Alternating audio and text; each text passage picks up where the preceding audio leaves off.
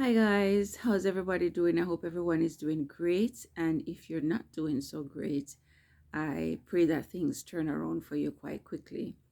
Before we do anything whatsoever in these internet streets, let's say a quick word of prayer. Father, we thank you so much for this wonderful technology where I can be in my home and the person on the other end of this camera can be in their home or wherever they are, and we can um, communicate with each other and sharpen each other and edify each other. And we thank you so much for the opportunity. We ask, Lord, that as we engage, that you let whatever is said and done be to the honor and the glory of your name. In Jesus' name, amen. And so, guys, I'd like to call this video part two of living as a middle-aged woman, right? And also living now with um, perimenopause, right? Being perimenopausal. Last time we spoke about diet. I think we touched a little bit on diet, right? And how important it is to put things into perspective. So you're pretty much guarding your mental health because this is very important at this time. And also soliciting the help of your family members, in particular your children, because they're very energetic. They love you. They want to make sure that mom is taken care of. And they have been learning all that you've been teaching them, right? Just put them to the test and you'll see. We spoke about that the last time. This time around, I want to talk about diet a little bit more, right? As far as my experience. And remember, like I said the last time, this is my experience that I'm sharing. I know that there are persons out there that my experience will help, and for some people, it might not even help because your situation might be different. Okay, so this is my story, and this is what's happening to me, and some of the things that I have been doing that I have been getting good results from. And I also spoke in the last video about the fact that I think it's not spoken about enough. As a matter of fact, I feel like a lot of women are ashamed of it because they feel as if they are ill, right? And so they're ashamed of it and they don't talk about it as much. And I'm trying to raise an awareness because someone did for me, right? Um, Also, I found that a lot of younger women are going into perimenopause quite early now than before. So I've heard from the medical field. What's the reason? I'm not sure. I don't even want to say what I think it is. Um, and also, I'd love to encourage women that are like from 20, 25 and upward of things that you can do to better prepare yourself for this phase of your life. And so for me, I want to start today with diving a little bit deeper into diet, right? Because diet, I find that this is key, and with better planning. No, at this stage of your life, I would advise that you plan your meals ahead of time. Don't wait until you're hungry to go into the kitchen because you'll get frustrated and then you'll just be forced to jump in the car and go get fast food. And fast food is a no-no, right? It just messes up your metabolism. So plan your meals, even if you have to cook ahead of time. I know us Caribbean girls don't like to cook ahead of time and store food on the refrigerator. Fresh cooked food must be cooked every day. But no, cook your meals, stock them, put them on the freezer so you can have them at your fingertip. If you can't do that, because even for me, even though I agree with that method, it does work out for me to do that all the time. Sometimes I'll cook and I'm gonna um, save some for the next day or whatever, and somebody goes back for seconds. And so, so you have to be intentional and make a little extra effort to do that. But it's better if you plan your meals ahead of time and don't wait until you're hungry, especially if you're working outside the home, take your food to work. Don't be in the rush to go buy food with all the anxiety and everything else. Just focus on keeping anxiety at the minimum. And so, of course, your meal has to be balanced. No, you have to have a balanced amount of protein, um, fiber, fat, and carbs, of course. Um, and fiber now becomes your friend, right? You have to be intentional every day about getting in as much fiber as you can, because yes, fiber is going to become your best friend in your diet. Now, another thing that I found out that was, even as a health professional, was quite startling for me is that you do not have to be diabetic to be worrying about your blood sugar spikes. Being perimenopausal, oh my gosh, being perimenopausal, um, and having hormonal imbalances, right? Um, Insulin is a hormone, right? And if that's not balanced, it's going to cause your blood sugar to be out of whack, right? So, no, you're probably not diabetic, but you still have to watch and make sure that you're not getting frequent blood sugar spikes. So, you have to make sure that your diet is balanced, hence, you won't get blood sugar spikes. And I find that herbs help with this. Um, I can't speak for everybody else because I don't get a spike that is like I would call dangerous, but I find that some days I am like right up under there, right? I get like right up under there, especially if it's a day where I am just stressed out and I'm just eating and I'm not watching what I'm eating. I just had to grab something and eat, right? And that's what I mean when you plan your meals, then it's better. Yeah, days when I get really busy and I just grab something and eat and it's not really balanced, I don't have enough fat or enough protein. Yes, I see where I could possibly get a spike. And so I have to be intentional now to make sure that I'm not getting those spikes. So, this has been going on for a while now. So now I'm kind of like, and that's another thing I want to reassure folks with or ladies with. It will become second nature. Do it right. Excuse me. Do it right and let it become a proper habit, right? Because at this time, it's now a habit to me. My children have even started eating the way I'm eating, right? And it's kind of fun for them, you know, because they're learning too how to eat healthy at the same time. So let it become a habit, a healthy habit, by doing it right the first couple of times. And by now it's second nature. I know what I can grab and what I can't, and so on and so forth. I go in the grocery store, I know where to go first, so on. It becomes second nature. Just make sure you're practicing it right, so that you'll get it right down packed. Um, okay, so diet, herbs, and planning meals.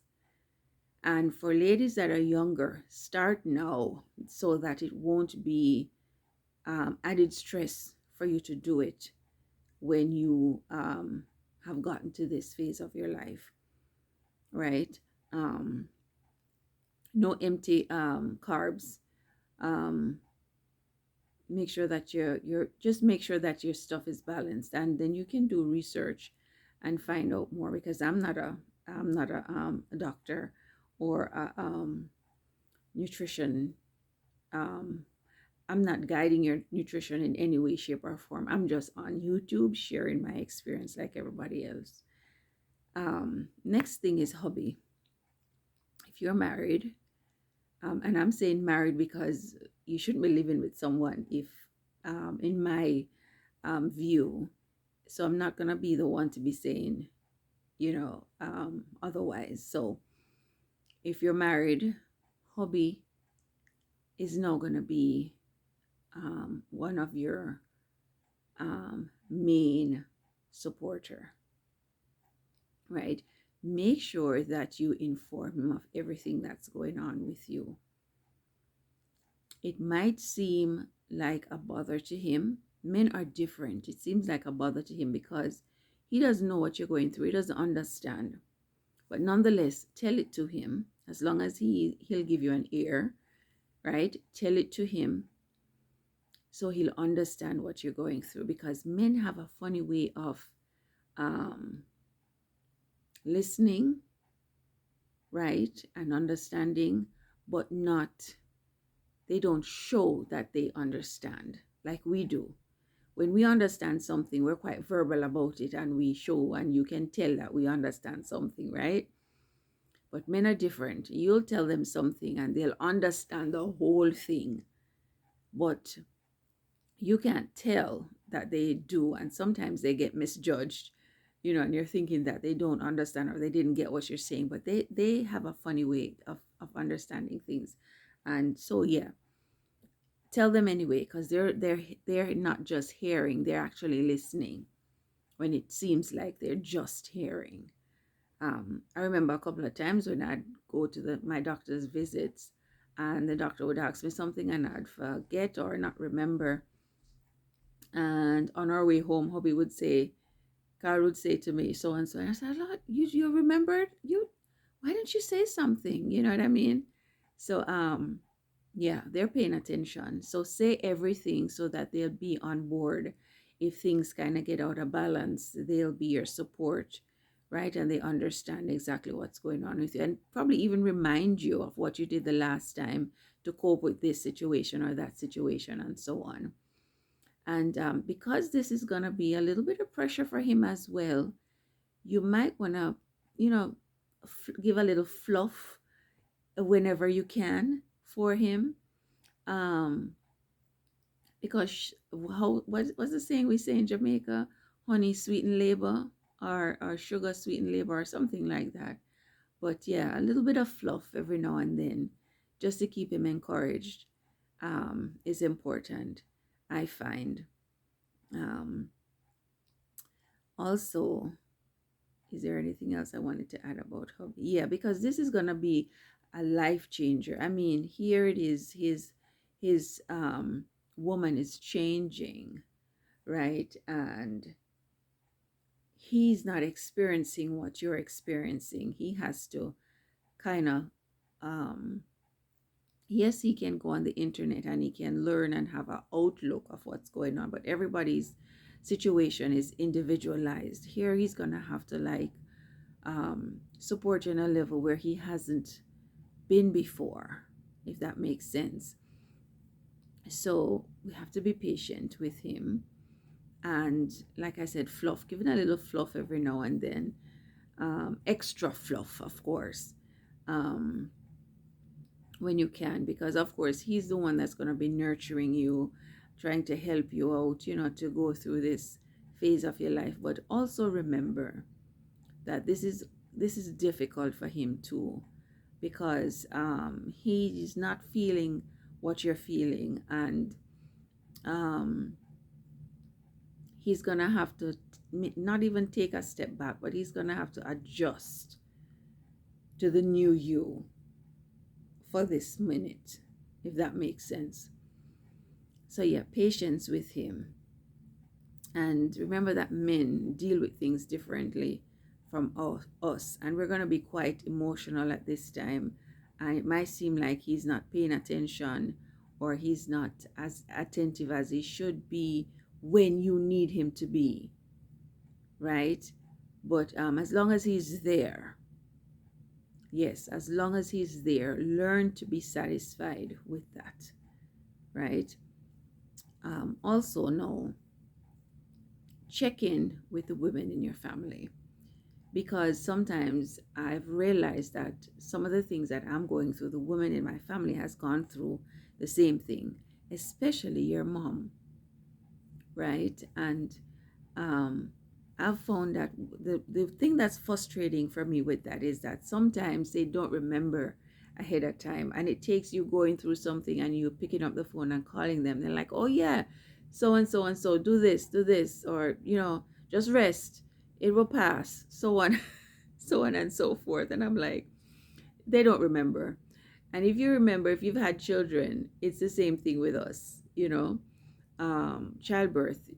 You haven't totally forgotten, but little details, sometimes someone has to prime your memory for you to remember. So yeah, check in with mom and the woman in your family, because they're going to be a lot of support. They're going to be able to give a lot of support to you. um, Prayer and meditation, part one, part two, part three, that is very important. I cannot emphasize that enough.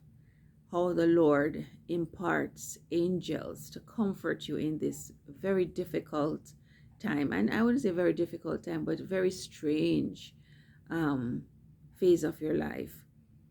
He dispatches angels. All right, if you depend on him too, he will. I don't know if I have time for a little story, but I remember sleeping is one of my major issues.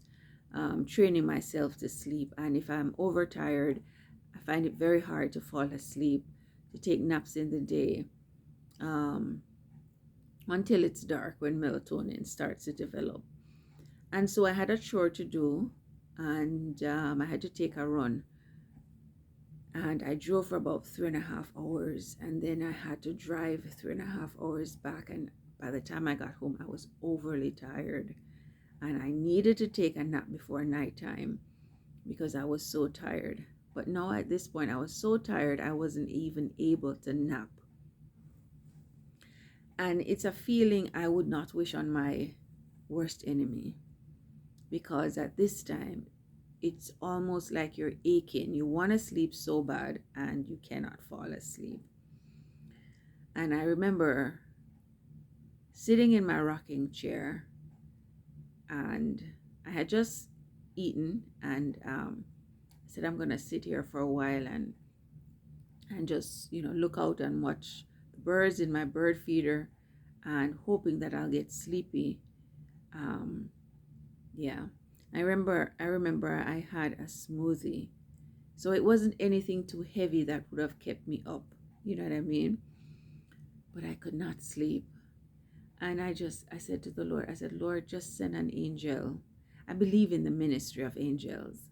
Just send an angel to just hold my hand and help me to get even 5 minutes of sleep, and I'll be okay. Guys, in walks my daughter with her little tablet in her hand. And she does this on a regular basis because she wants to talk, or she wants me to see something that she's viewing on there. And I was so tired. I felt so guilty. I couldn't pay attention to her. And I said, babes, I started to open my mouth to say, babes, I can't talk right now. Mommy needs to sleep. And I stopped. I didn't go any further. And she sat beside me and she said, there's a new comedy that she loves to watch comedies. And she said, there's a new comedy that I want you to watch. And it's very funny. It might help you to laugh and help you relax so you can fall asleep.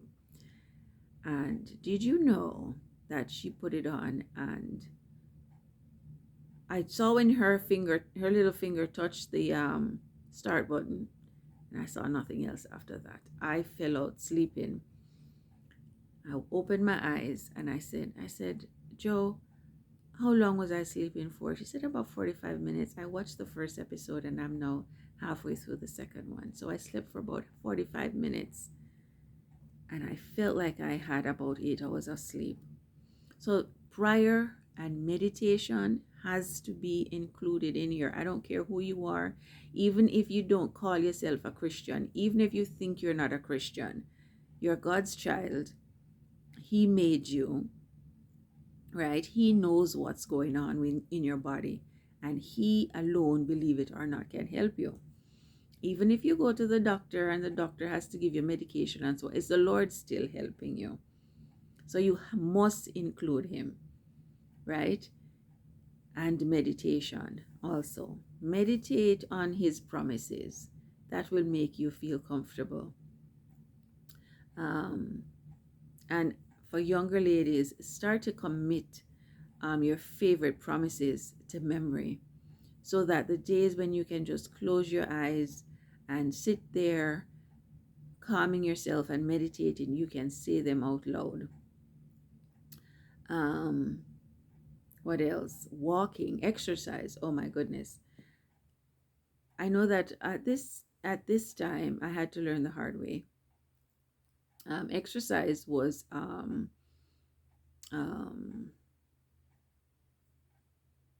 explained to me that I had to start doing um, more exercises. Well, I explained to this personnel that I do a lot of gardening, and so she was like, "Yes, that's good. That's good. Gardening is good. It helps you mentally at the same time, and you're getting exercise and so on." But here it is: when my garden is not up and running, what do I do? Because at the end of the year when my garden is resting, what is it that I'm supposed to do? So for the first year, I started doing a lot of different exercises, and I started feeling like I was just running red hot, so to speak. And when I explained it to my doctor, she made me know that this is not the type of the I was happy that you're gardening because it's moderate exercise. So you need to do moderate exercises. The most you should do that is maybe a little bit more challenging is lift some weights. So I started lifting weights. I started out heavy, 5 pounds, and now 10. So lifting weights, gardening, and walking works for me. All these sit-ups and all these other things, I'm not saying those are not good, but they're strenuous and they're stressful. And so stress is even if you're doing walking, the type of walking on a treadmill, and you're just watching the time and you're not relaxed and calm, it's going to stress you out. So that's not going to do you any good. It's better to walk out in nature, right? But if you can't, the treadmill is better than nothing. But try to put your headphones on, or do something that's not going to be stressful for you. You're trying to keep stress at a minimum. And so walking outside helps. Helps if you have a walking buddy that will keep you committed to walking. And and lifting weights, lifting um, I don't want to even give the amount that you should be lifting because I don't know. But I know that 10 pounds for me is okay. I started out at 5. And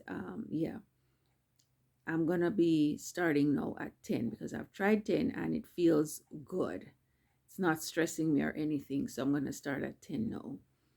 And yeah, so those are what I wanted to touch on today. We're already at 23 minutes. I hope this, not just hope, I know this will be helpful to someone, because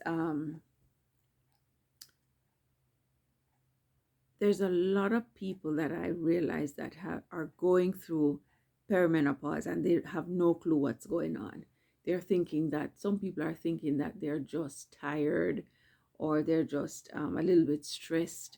They're not realizing actually what's really going on, and that this could go on for a while, and it can get worse and real uncomfortable if not managed properly.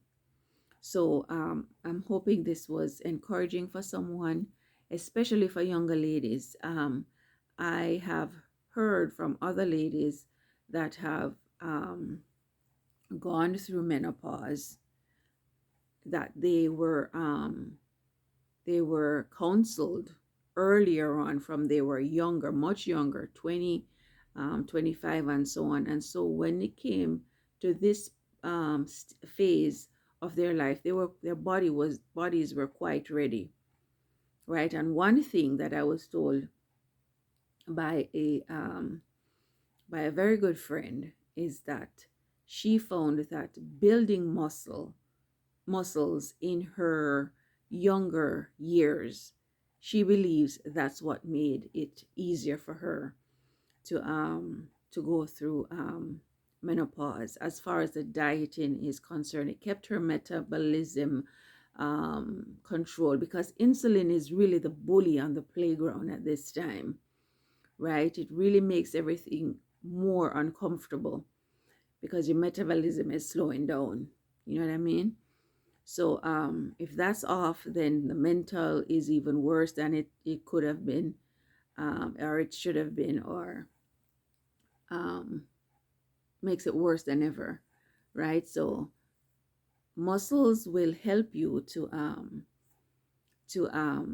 metabolize your glucose and so on, and make things a little bit easier.